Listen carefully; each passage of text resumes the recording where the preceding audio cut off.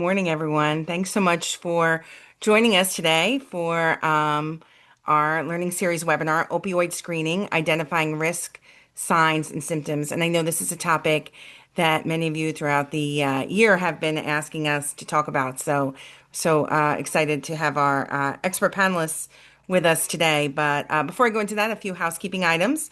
Today's webinar is designated for one AMA PRA Category 1 credit, one ANCC contact hour, one ACPE contact hour, one AAPA Category 1 CME credit, and one ADA CERP continuing education credit by the American Academy of CME Inc. And for any pharmacists claiming credit, please note that your credit will be uploaded to CPE Monitor within 30 days.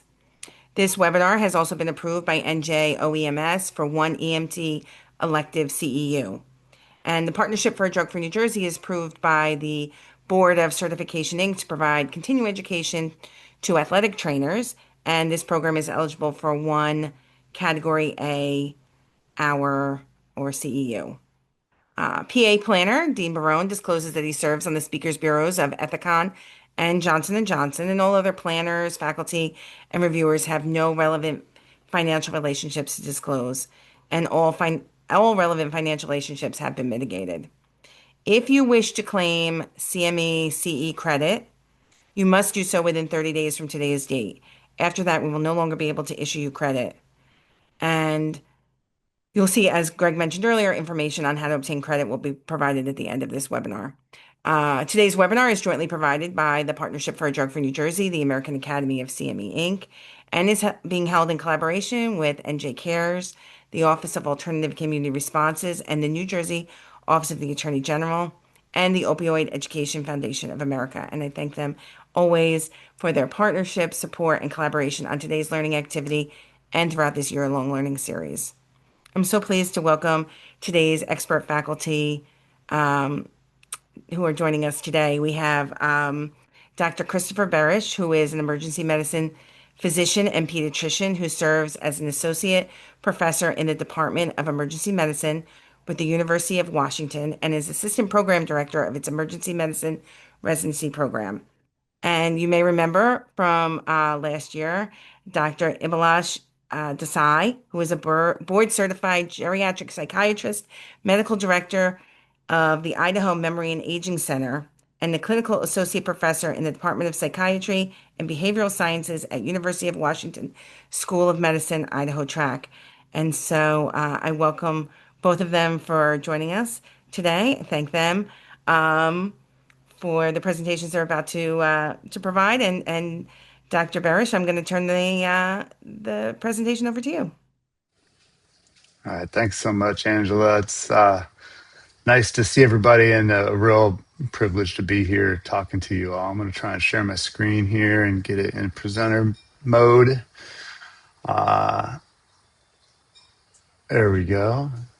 So my name is Chris Burish. I'm a pediatrician and emergency medicine doctor, as Angela said.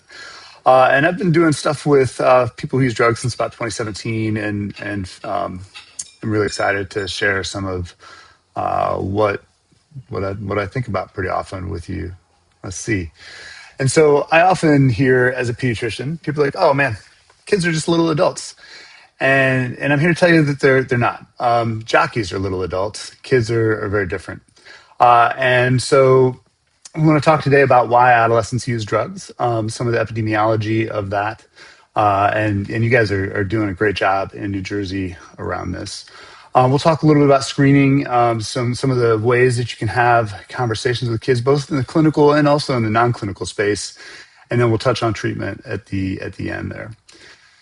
So kids, often used for a variety of reasons. Often they're trying to cope with something going on in their lives, some stress, depression, difficulty sleeping, anxiety, especially during COVID, isolation was a big driver of their use. And we saw, deaths skyrocket during COVID. I think since the beginning of time, Dr. teenagers Barish, have. I'm sorry. I just want to jump in and just note that your email is also showing on the screen. So, Oh, is it? yeah, Let so me just let me wasn't when stop we were share. testing. So I just wanted to give you a heads Yeah, up on that. I'm sorry. Let's see. No worries. Let's try. content only. Is that better? Looks better to me. It looks like when we were Okay. testing before, so all good. Thank you. Yeah, sorry about that. Thank you for Yeah, no. letting me know. So sensation seeking has been sort of a feature of adolescence probably since the beginning of time, right? Trying new things, exploring, and that's a very kind of developmentally appropriate thing as kids grow up, and we'll talk a little bit more about that. Just doing what their peers do, peer pressure often is one of the things that drives use, and then this sense of invincibility. Like I know drugs are dangerous, but that's the kind of thing that only affects other people. I'm basically bulletproof, and so not a big deal for me. And this is because of really kind of normal neurodevelopment, right? So as kids are growing up and as the adolescent brain matures, that's sort of they develop what they call risk discrimination, right? So they're really reward driven, and so they are looking for kind of those quick dopamine hits, the things that are exciting, the things that are fun, and they really gravitate towards that stuff for a variety of reasons. But they don't really have the kind of the prefrontal cortex, the part of your brain that does the executive function, that does this sort of this future oriented, that uses sort of logic and reason to think, oh man, this could be a little bit dangerous, or this could be kind of bad for me in the long run. That part of their brain doesn't come online until the early 20s. And so there's this period of time where they're really sort of excited about taking risks, but not so much about capable of thinking about some of the dangers. And that leads to some pretty kind of poor choices, as my chat GPT picture shows. But this is, you kind of end up in these situations where kids are doing things you're like, that is insane. So, and early use really matters. Kids, we think, develop substance use disorder with fewer exposures. And we know that the earlier they start using, the more likely they are to develop a substance use disorder later on in life. And I've put forth that when we talk about substance use disorders, it's really kind of an adult manifestation of a pediatric disease. Right. So it really starts in adolescence for the majority of people that have substance use disorder as kids. And so if we can catch that early and intervene early, we have an opportunity to really change the whole kind of life trajectory of these folks for the better. And so this is important. It's also important because it's deadly. Right. On average, there's a classroom worth of adolescents that dies every week from opioid overdoses. And I think that statistic kind of blows me away. But it has become, in the early 2000s, one of the third leading, early 2020s, one of the third leading, the third leading cause of pediatric deaths nationwide. And here's some interesting, I think, statistics. So you can see on the left, about 2020, 2021, overdose sort of creeps above cancer as the leading cause of death, is the third leading cause of death for kids. But during that same time period, which I've highlighted there, we have self-reported substance use on the right. And so kids are actually using drugs less often, but the stuff that they're using is so much more potent and dangerous. And it's the kind of situation where one use can be deadly. You can see that in some of these statistics, right? So this is a study from 2022, I think, or 2023, that showed that the majority of kids, almost two-thirds, die in their own home. And almost all of them had a bystander present that could have responded if they either had naloxone or knew how to use it. And two-thirds of the kids that die also had no history of opioid use disorder. Now, it could be that they had an opioid use disorder that was just undiagnosed, but many of them probably had not been using opioids for a long time or regularly. And of all the people in the CDC data, the pediatric population was the least likely to get naloxone in the event of an overdose. And so there's lots of opportunities for intervention at home, but there's lots of opportunities for intervention elsewhere too. This is a study out of Canada that showed of all of the adolescents and young adults that died from an overdose in Ontario, 25% of them had seen a healthcare provider within 7 days of their death.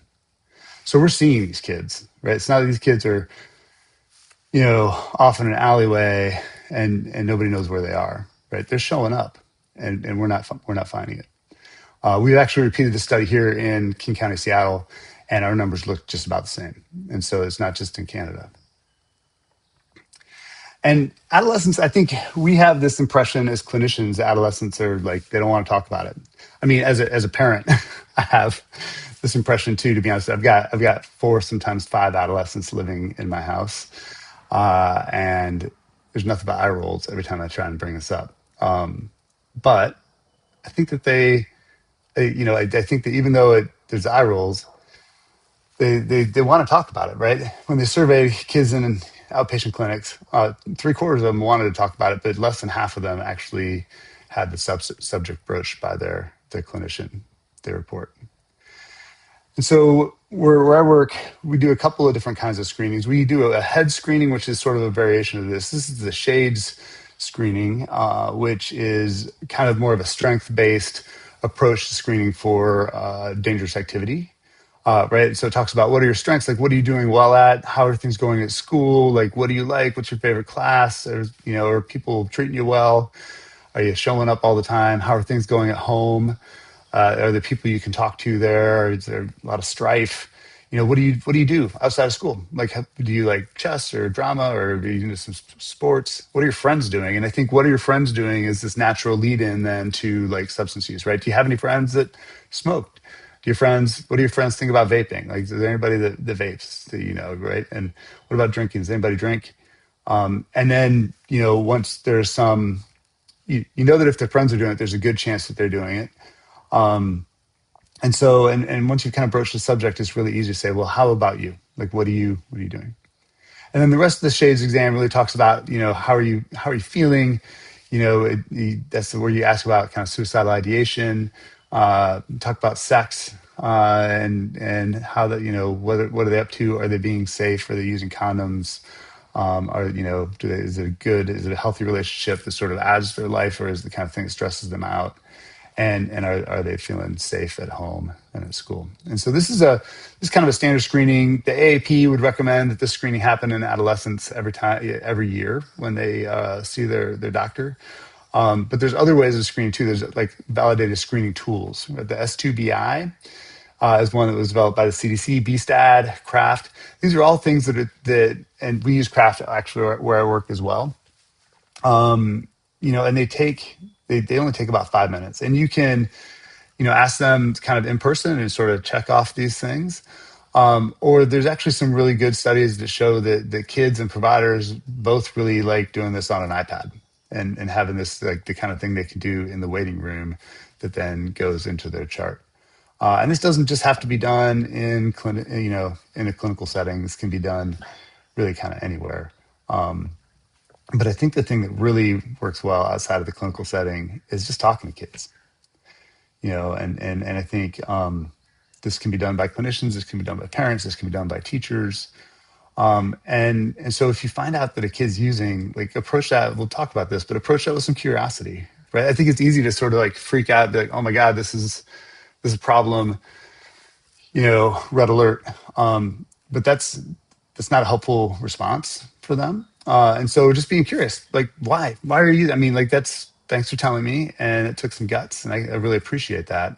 But why are you using, what is this doing for you? Right. How do you use, what are you using? Right.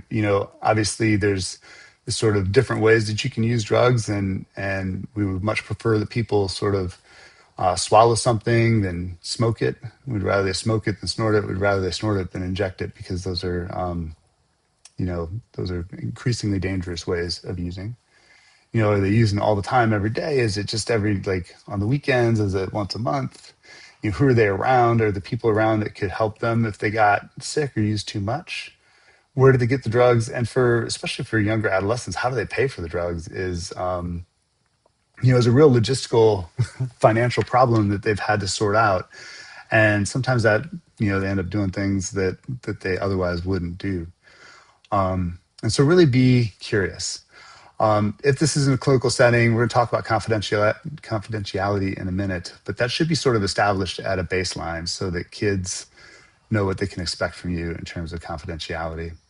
Understanding, like I said, what what the motivations are behind their use, and recognizing that they can be using to get over something or manage something in their lives, and that they may not be ready to stop using until that thing is taken care of first, right?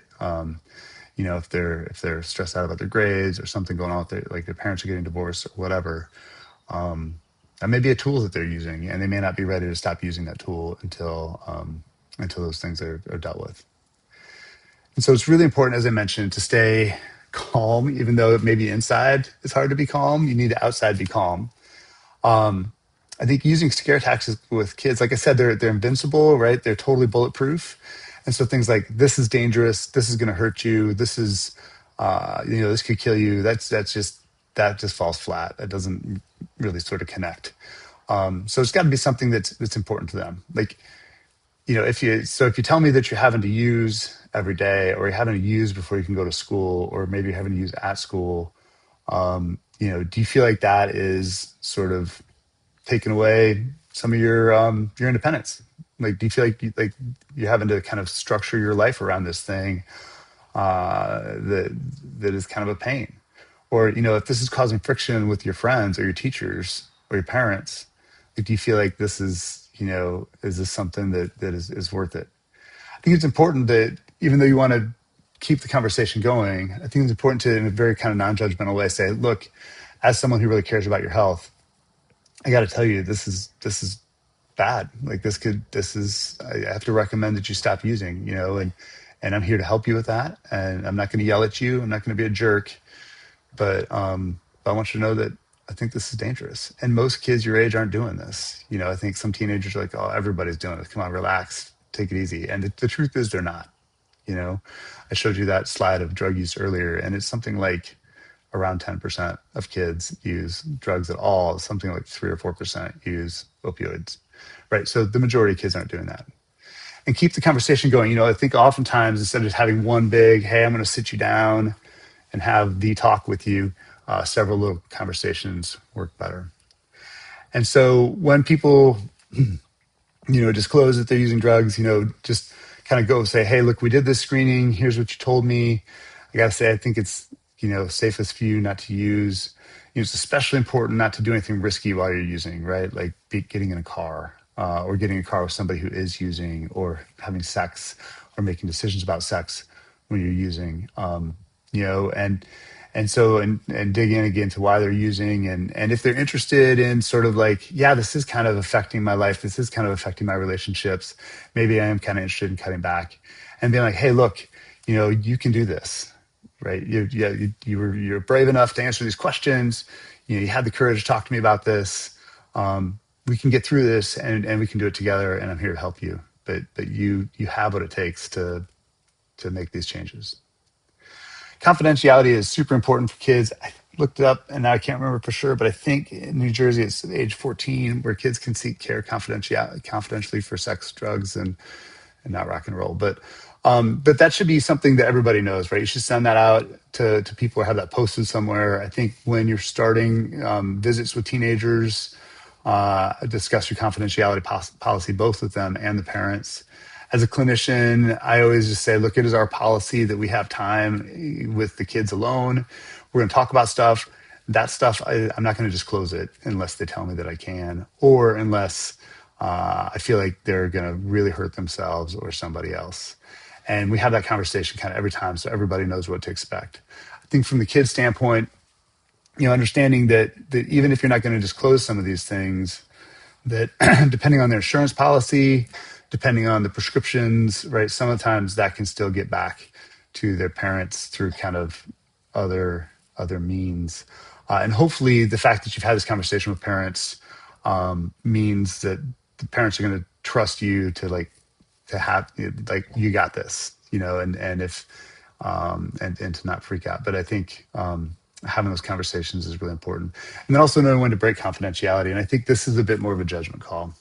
But I think if kids are using in ways that are an imminent threat to them, then I think you have to consider it, right? If they said, hey, I overdosed last week, someone had to give me Narcan, or I didn't get Narcan, I just kind of woke up and I'm continuing to use, I'm not willing to cut back, or I've been using and driving, and I'm not willing to sort of commit to you to not do that anymore until we meet again, then I think that's a point at which you have to really talk about breaking confidentiality and just saying, hey, look, I'll help you have this conversation with your parents, and I'll be there with you. I'll moderate that, and we can frame this, we can spin this any way that you want.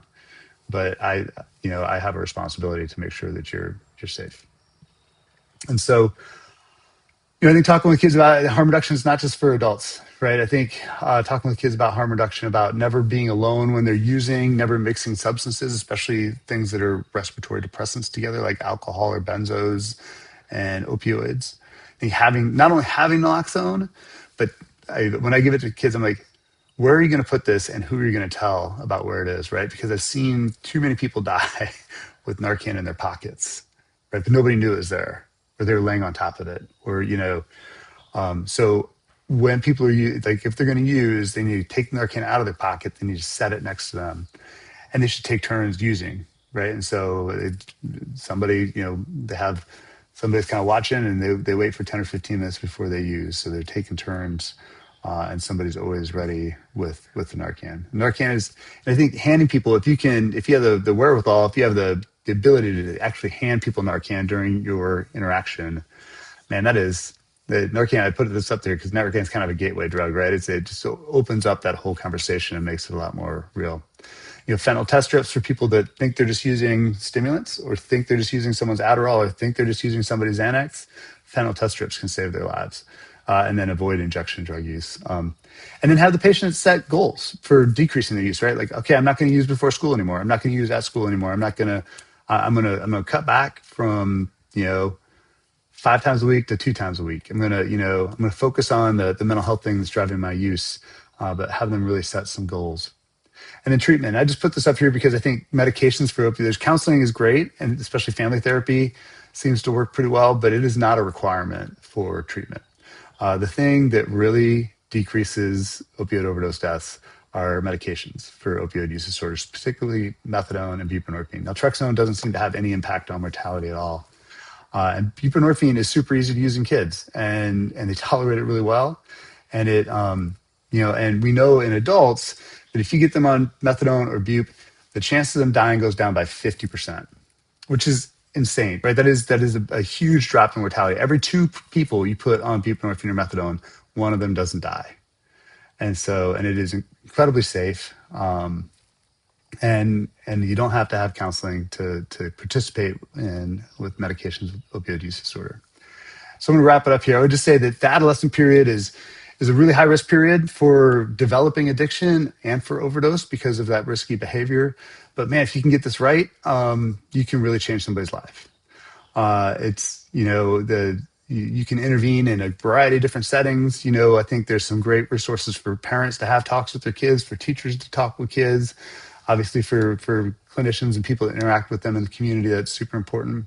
There's a variety of screening tools that I think are really, really easy to access and low barrier and easy to use. And the techniques really just involve being non-judgmental, curious, and willing to keep having a conversation. Harm reduction and MOUD are incredibly important because dead kids just don't recover. And so I'm going to end with that. I think that we are making some headway on adolescent overdose deaths. Thank goodness. I think where we really have some work to do still is in the older adults. Their death rates are still going up, and so I'm excited to hear what Dr. Desai has to say. But thank you. Thank you, Dr. Brush. I think that information in your recommendations and strategies, I'm looking forward to digging deeper into them as we get into the Q&A. So thank you. And Dr. Desai, so glad that you can be with um, us again. And I'll turn the presentation over to you. Thanks, Angela. Thanks, Dr. Burish. Great talk, and I learned a lot. Next slide. So we'll focus on the screening, specifically identifying risk signs and symptoms. And we may not have as much time to focus on treatment, but Everything that Dr. Buresh said would apply to adults and in the geriatric population. So just keep that in mind. Next slide. No financial disclosures. Next.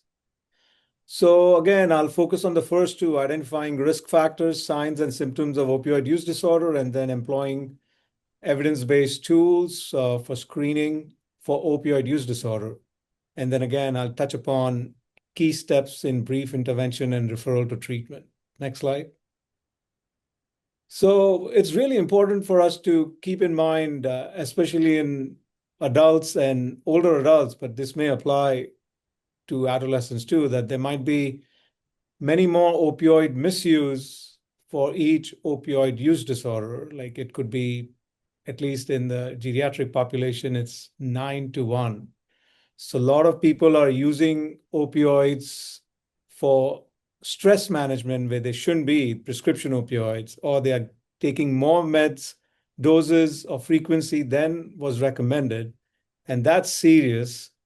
And then again, some of them, it could lead to opioid use disorder for a variety of risk factors that we'll talk about. But once you develop opioid use disorder, it's important to remember it's a chronic neuropsychiatric disorder, meaning that you expect relapses and remissions. And it's important for us to tell the patients that, hey, that's all right.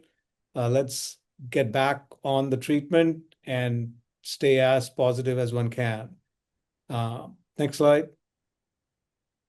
So it's best to use the criteria of uh, American Psychiatric Association Diagnostic and Statistical Manual, the most recent fifth text revision. To diagnose opioid use disorder, you have to have just 2 out of 11 criteria within a 12-month period. And again, sometimes you don't have enough data, that's all right, but at least putting it in the note that, hey, there could be opioid use disorder. Currently, it looks like opioid misuse is okay. Next slide. So this is a real life case. A 42-year-old patient, electrician, comes with his wife to the primary care. A lot of my work is collaborative psychiatric care, meaning that I collaborate with primary care providers, physicians, nurse practitioners, physician assistants, and help them with diagnosis and treatment of opioid use disorder. And again, the wife reports that her husband is using prescription opioids, quote, too much. To me, that itself is a red flag. Then the primary care physician does the DASH screening tool. It's an excellent screening tool. If you had to just pick one, I would say this one, drug abuse screening test. And it gives you scores, and then it tells you based on the level of problems, what level of intervention one can recommend. And I'll come to DAST again a little bit later, but the physician does this and then talks to the patient that, hey, uh, as your wife pointed out, this is serious. Uh, and the patient says, I hear you. I was thinking of it, talking to you about it. Then the physician praises them and then connects them to a local addiction treatment center because the seriousness is quite high, the severity of the problem. So they might need much more than just brief intervention. In this case, a full treatment with everything, biopsychosocial, spiritual approach with all the interventions available. Next slide. So let's talk about risk factors, signs, and symptoms. Next slide. So in this case, the patient was prescribed opioids for dental surgery, and I'm not sure whether the dentist did this opioid risk tool because he would have identified that this patient is at high risk of developing opioid misuse, opioid use disorder. Because he had family history of alcohol use, so you would score a 3 point on this tool. It's all these tools are freely available, the ones that I have mentioned. Personal history of substance use. He had a history of alcohol use disorder, but that was in remission. He's 42. He didn't have any comorbid ADHD, bipolar, schizophrenia, depression, but he still scored above 4. Next slide. So again, if we routinely use opioid risk tool before we prescribe opioid, that would be a huge game changer in identifying people at higher risk of opioid use disorder, opioid misuse. Again, in this case, he was prescribed pain medicine for a month, whereas for acute dental pain, 1 or 2 days is enough, max of 3 days. So prescribing opioids for longer than usual is not a good practice. And then again, he doesn't have chronic non-cancer pain, but let's assume that we have another 42-year-old who had, say, low back surgery, is in chronic severe back pain, and he's using opioids, and he has high score on the opioid risk tool. Then I can imagine that he'll develop opioid use disorder, and I'll come to the criteria soon. Next slide. Again, I have many patients, believe it or not, even in geriatrics, I have patients that are using above 50 milligrams morphine milli-equivalent doses for chronic non-cancer pain, and they've been using it for years. So they are at high risk for opioid misuse, opioid use disorder.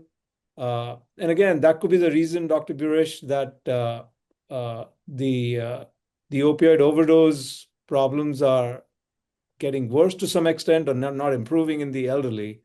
I've seen that, by the way, even in the nursing population, not just in the outpatient setting. And I work in the hospital where we have overdose complications in the elderly as a reason for falls and treatment, and then I get involved in treating their delirium.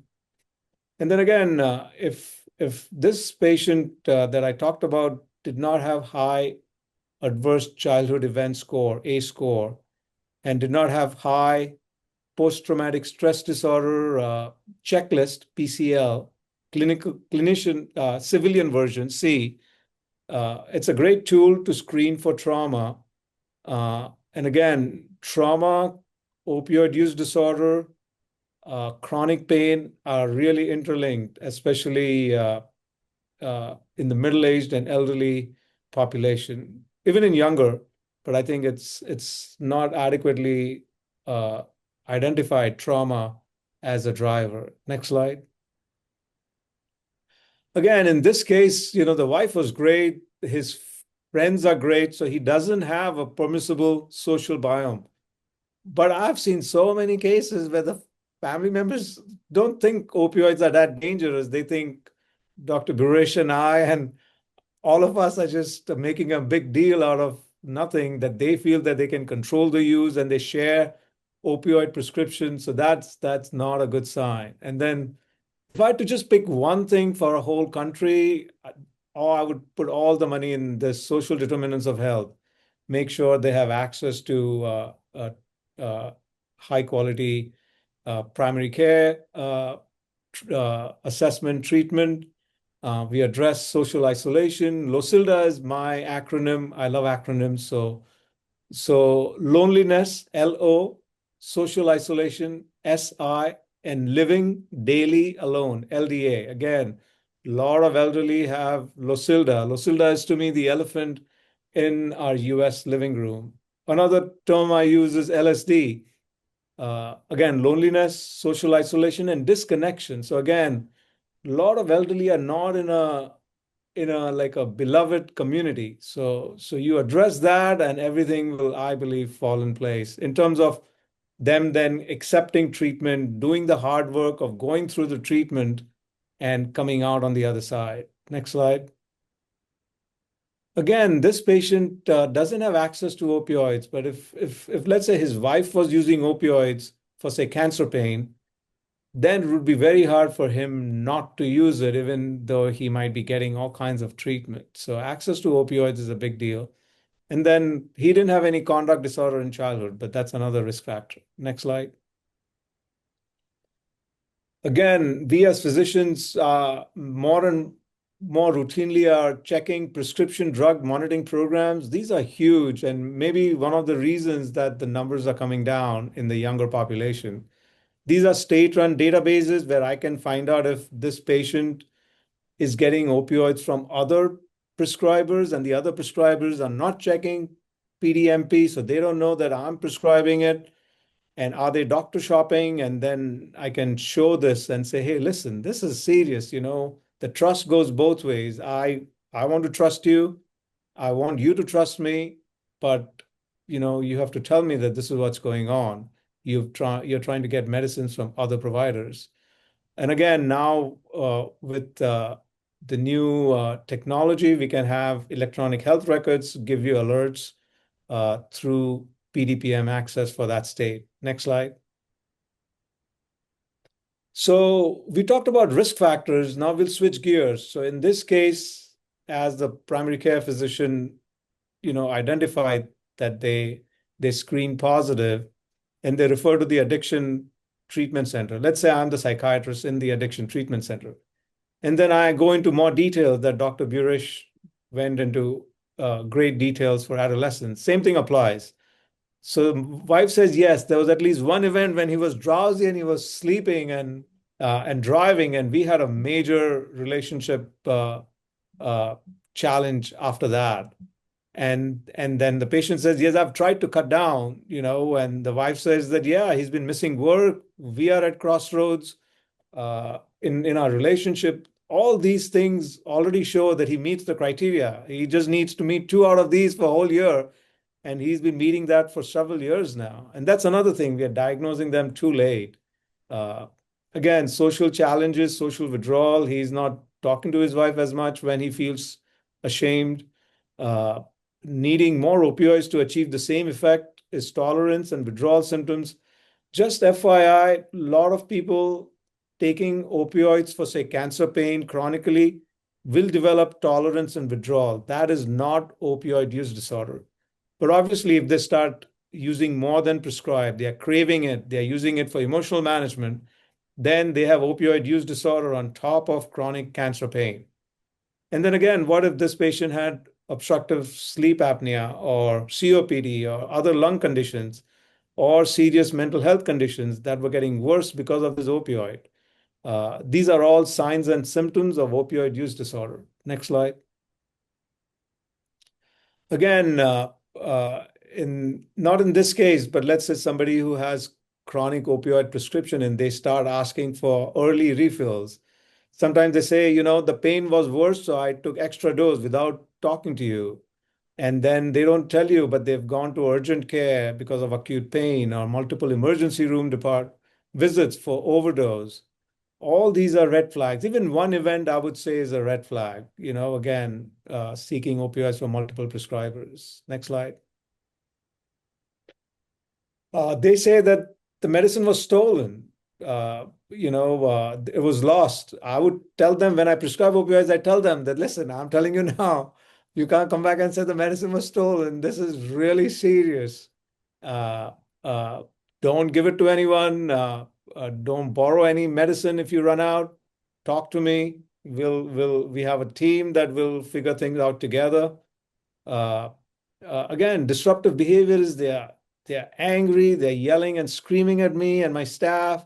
That to me is a red flag that the pain management has gone out and a new problem has come in, either opioid misuse or opioid use disorder.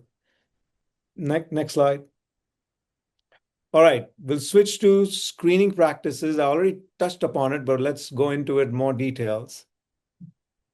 Next slide. Yeah. So again, when we say screening, that's very different from diagnosis. Just because they screen positive doesn't mean they have a diagnosis of opioid use disorder. For example, same thing applies to like depression screening tools, right? Like patient health questionnaire 9.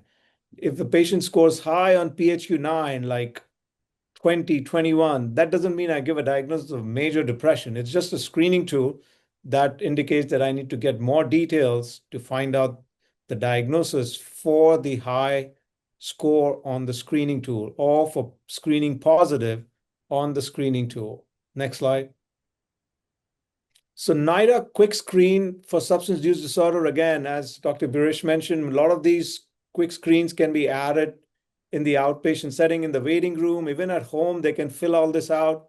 In the future, we'll have AI who would summarize all the tools and information, including information in the electronic medical records, and give you a summary, which itself could tell us that, hey, there is a serious problem, and whether you like it or not, you need to address it. And again, there are short versions, long versions. We've come a long way in really knowing how to address this problem. And the success rate is very high if we just go and provide all this evidence-based treatment with patience and compassion. And again, many times there are other addictions along with opioid use. So we need to know that if they're using alcohol and prescription drugs, if they're smoking and using uh, uh, street opioids, that's then we need to treat all these comorbid addictions also. Next slide. Cage, many of us know, is for alcohol, but Cage 8, adapted to include drug use, is another excellent screening tool. And it's simple. If you really want just a 10-second screening tool, you just do this. Have you tried to cut down your uh, opioid use? Yes. Do you get annoyed? Or wife says, "Oh yeah, he gets annoyed when I talk about it." That's it. You have 2 out of 4. You don't have to worry about the guilty or eye opener. By the way, eye opener applies even to drug use. So next slide. This is an excellent tool. It gives you a lot of details. It can be done in the primary care setting, but in any setting, it tells about illicit drug use in the past year and the degrees of problems related to it. It's a 10 items tool, again, freely available. And again, it gives you a lot of information that can be used even to give a proper diagnosis. Even though it's a screening tool, you can launch from what they answered as positive and go into more details of the problem. And then again, if the problem if they scored 0 or 1, it's great. But if this patient scored 9, that was very high. Next slide. Again, we have other tools. If you're prescribing, uh, then you can use prescription opioid misuse index to diagnose opioid misuse early. Next slide.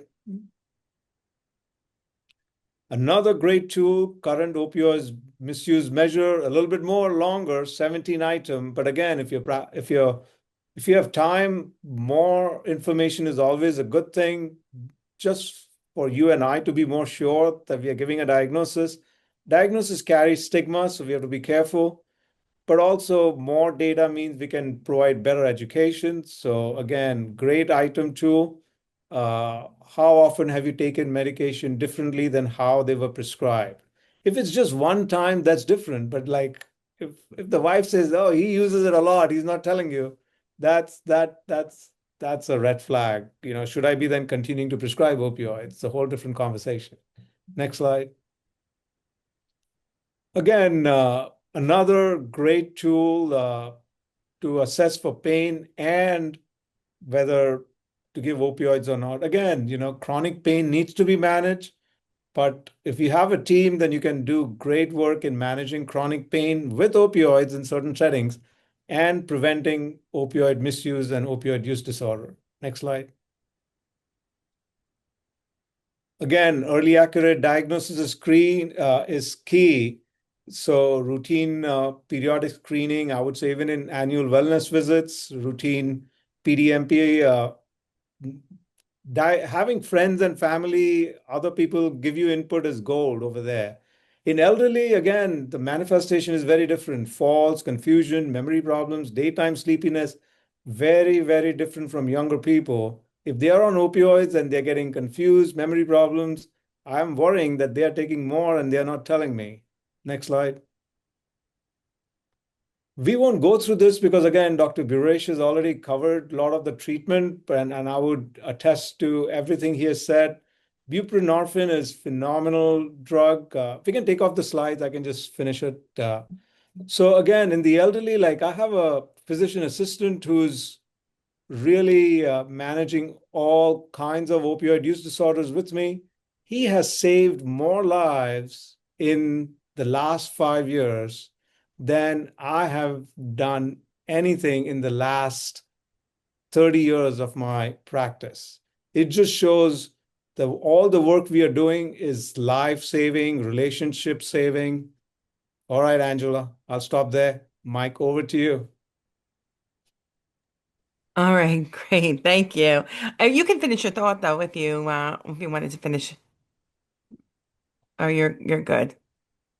Okay.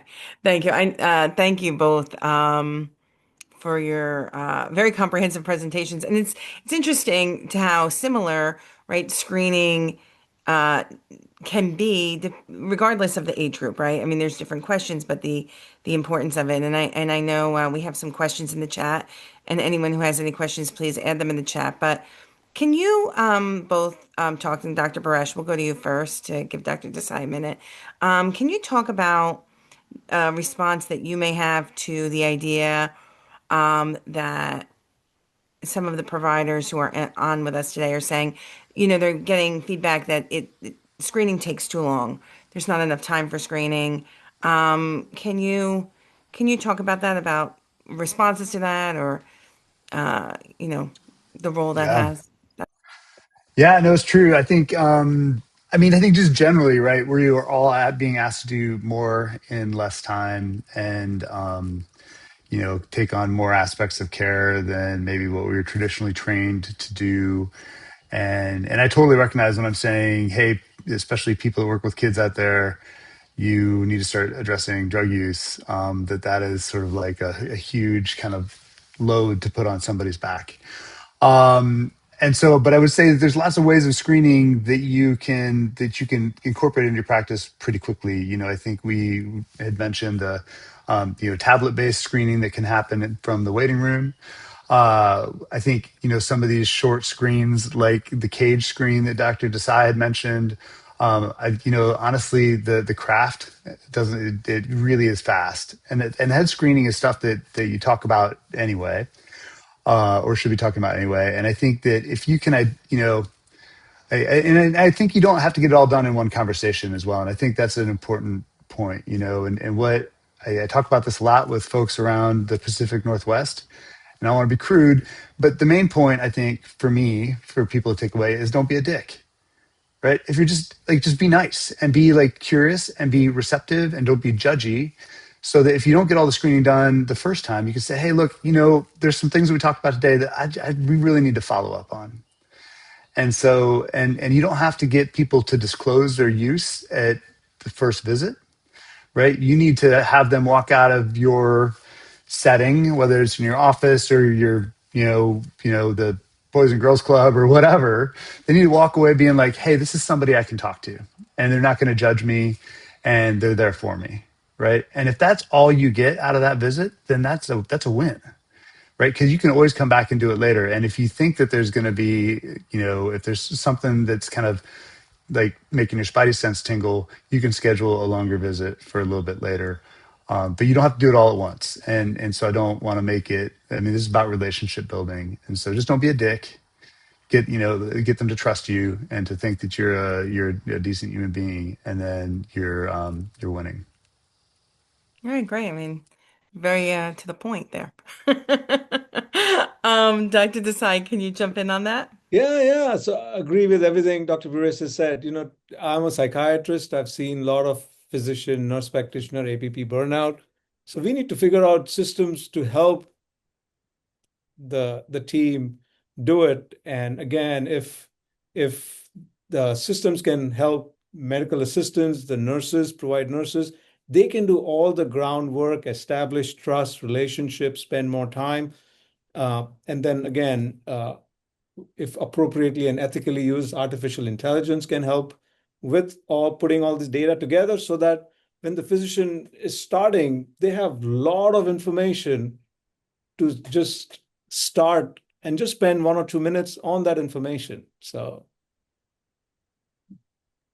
No, I think that's important. And I do see it in the chat, and I have the question as well. So we know that, right? I think you both talked about the role denial plays in some of the conversations that you have, and stigma plays. Dr. Desai, if you want to continue on that topic, I mean, for those of us who are joining today, whether we're, medical practitioners and working with patients, or people who represent the resources, right, that we're sending people to, like um, how do you recommend breaking down through that denial and that stigma? Yeah, I tell them I'll charge double if they don't listen to me. No, I'm just kidding.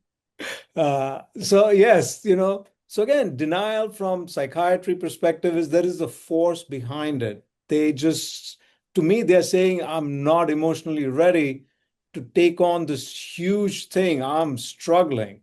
So then you just acknowledge that, you don't have to say yes to the diagnosis as long as we agree to like just reducing the use, not using it, getting family involved. I hear you, but I'll explain to the family that this is not you. It is a medical condition. It's a neurological situation, and I'm your support team. And then let all these words sink in, and that might do the trick. All right. And Dr. Baresh, any thoughts on that? Yeah, we were just talking about this the other day. I think I think it's a medical problem, just like and you can treat it with all kinds of lifestyle changes and medications, just like I treat my hypertension. And I don't feel that stigmatized for having hypertension. So I think just saying to somebody, "Hey, look, don't feel stigma," doesn't really work. And so I think just normalizing those feelings and saying, "Hey, look, yeah, I can understand why you feel this way. It's a really normal way to feel. You know, we're here to like work with you on this, and we'll keep talking about it. And and yeah, we can work with you. We're happy to talk to some of your support people to help them sort of come to a common understanding of this as a medical condition that is, as Dr. Desai said, a chronic relapsing remitting disease that we're going to need to work on for a while. Like they didn't get this bad overnight, and we're not going to fix it overnight, but we." You know, getting past that stigma is really the first step. No, And also, absolutely. Angela, Yeah. sometimes I go into the goals, your direction and purpose of life, the spiritual dimension, help them realize that, hey, having great family relationships is really a very high, if not the top priority. This behavior is not going to match that priority that you have. And sometimes it's at some level they know, but it's good to put shed light on that. No, so important. Dr. Baresh, did you want to add anything on that? You're just agreeing. No, I'm just agreeing. It's like a really important motivational interviewing technique to say, hey, look, here's what you're telling me is important to you. How is this fitting with that? Like, is this helping you achieve those goals? Is kind of you already feel like this kind of getting in the way, and having I think it's way easier or it's more effective to have them kind of come to the realization that this is harmful than for you to tell them that. I know we're coming to the end of our time. There was a survey that popped on the screen, so thank you to all of our attendees. If you could complete that. And before I go, Dr. Stein, Dr. Barish, to you for one last thought on kind of one of the top ideas that you hope our attendees take with us today. I just want to bring everyone's attention to the screen where we have information on how to access continuing education credits for today's webinar. And also, just also make note that a copy of today's presentation, as well as the slides used, will be sent to you tomorrow. So, just wanted to make note of that. And I guess, Dr. Desai, I will go to you. Can you give us kind of your last final thought on, we talked about so many things today. Obviously, everything you guys discussed is so important. But for all of us in the audience, what would you like us to take and move forward in our work? Yeah, just remind yourself that you all are making a great difference in the day-to-day lives as well as even life and death. So please keep that in mind. And again, good things are coming. Like the CMS now has an age-friendly hospital system measure. So good things are coming. So just be patient. Although I can't be patient, but be patient. Thanks, Dr. Desai. And Dr. Brush, your final thought? Yeah, I would echo a lot of that. I think that I really appreciate everybody taking the time to be here. Mortality is going down across the country, and it's because of folks like you that are willing to sort of lean into this really difficult and sometimes really uncomfortable space. And I think you're doing it, and I think that to me is the thing. Is like, you can do this, we can do this. I think that we have spent a long time kind of wringing our hands and waiting for somebody to do something, and y'all are the somebodies. And this is the something, and it really is bending the curve on the overdose epidemic because of all the difficult work you're doing. So thanks for showing up, thanks for doing the tough stuff, and trying to get better at it every day. All right, thank you. And thank both of you. I know I can see it in the chat, the overwhelming feedback about how useful and helpful today's information was in the work that we do, and just how significant. So thank you both for your time with being with us today. Again, thank you to all of our attendees for joining us. Once again, I hope that you will join us in June. On June 25th, we're going to be talking about achieving racial equity in response to the opioid epidemic. So I hope you'll join us for that very important conversation as well. Thank you again, everyone. Uh, be well. Have a great week. Thank you.